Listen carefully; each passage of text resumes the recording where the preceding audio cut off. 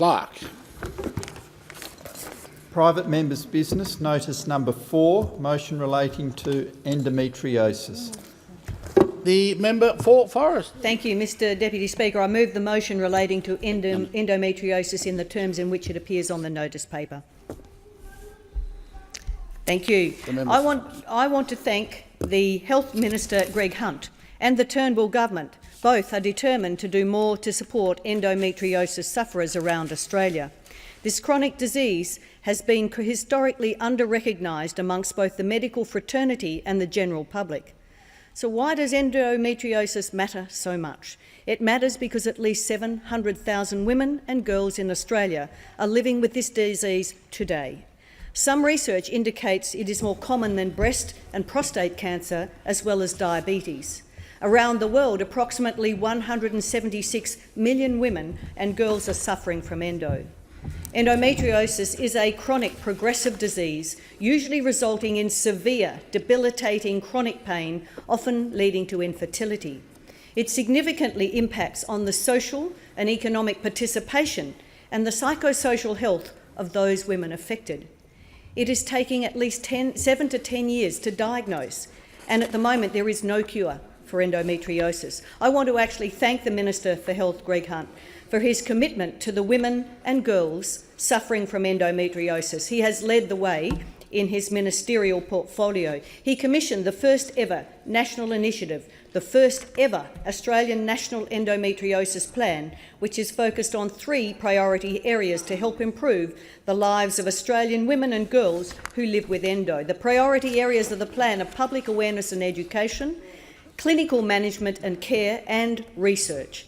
The clinical management and care is so important to patients who need access to individual information and support, to services that are right just for them, for their circumstances, services that are available and accessible.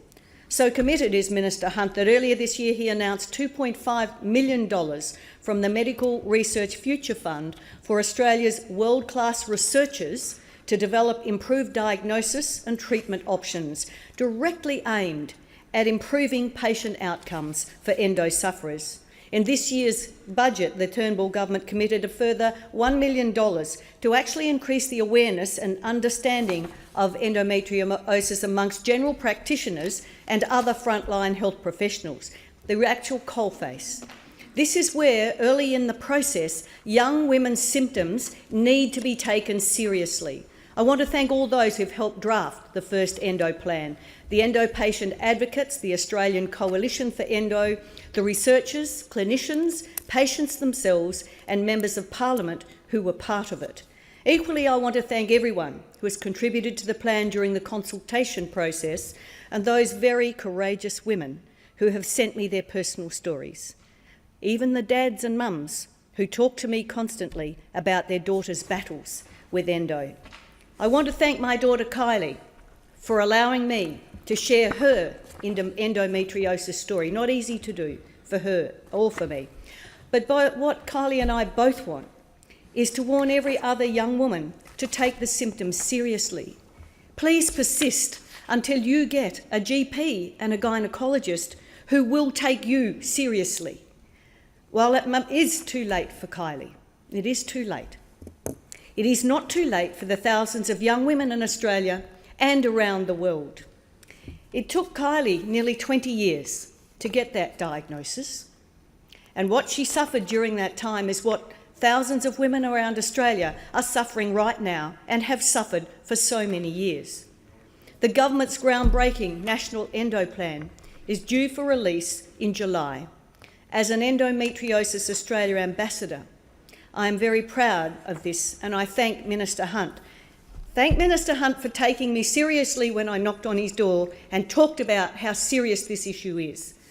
I'm very, very proud of it, and I thank Minister Hunt on behalf of every woman who now actually has more hope for an earlier diagnosis, more hope for better care and management, and a better quality of life as a result, and not the drastic outcome that I see in my daughter and so many other women around this country. I actually look forward to the day when our amazing researchers announce that they found a cure. announce that they found a cure. That's what I'm relying on for you as researchers, is that you will come up with the cure. But ultimately, I'll go back to where I started long ago in this. I want to warn all young women to take their symptoms seriously, please. And I urge every single GP and gynaecologist to do exactly the same. Take these women seriously, please. I thank the member for Forest.